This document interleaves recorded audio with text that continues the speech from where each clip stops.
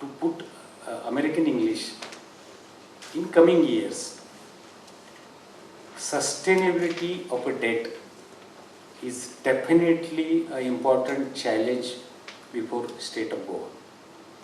The social security schemes and targeting them, because again what happens is the per capita income of Goa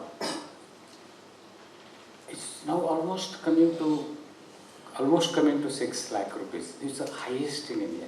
It's 3 to 4 times more than the national average, consistently.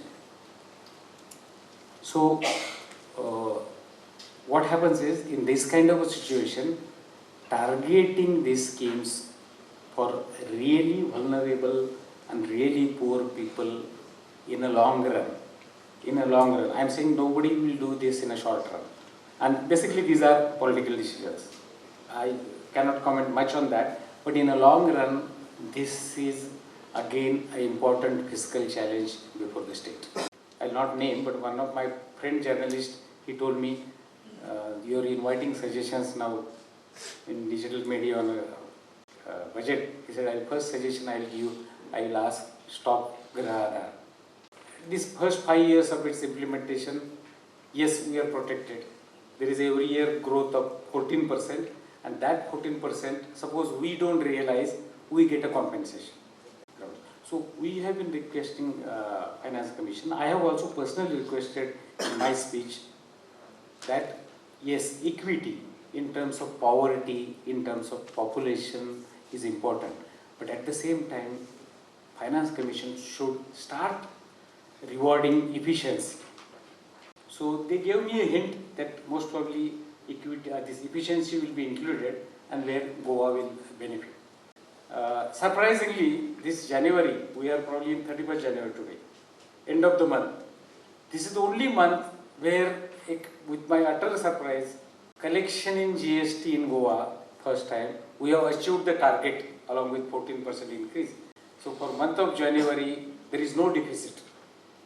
Particularly taxation on a reach is an important challenge for the coming years for the fiscal position of the state. There are two aspects in a budget. One is revenue and one is capital. What we do is, we try to balance the revenue. So Goa, what it has been doing, the revenue receipts what they get and revenue expenditure what they make, they balance and they show some notional 300-400 crores as a surplus. But for capital expenditure, there is a deficit, there is no money.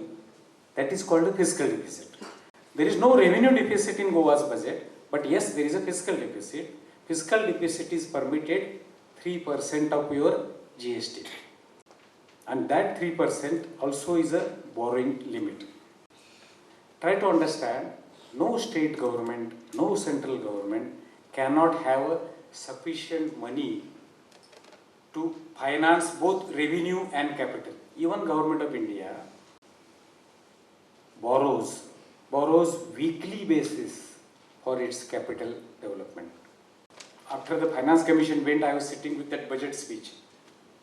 And my normal style is, because normally I am a reader, I read books. So what I do, I take last 3-4 years budgets. And I get a feeling that yes, the same thing is getting repeated.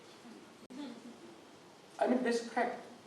You tell me, in a small place like Goa, when committed expenditure occupies the major portion of your expenditure, what new thing can be there? There is a limit.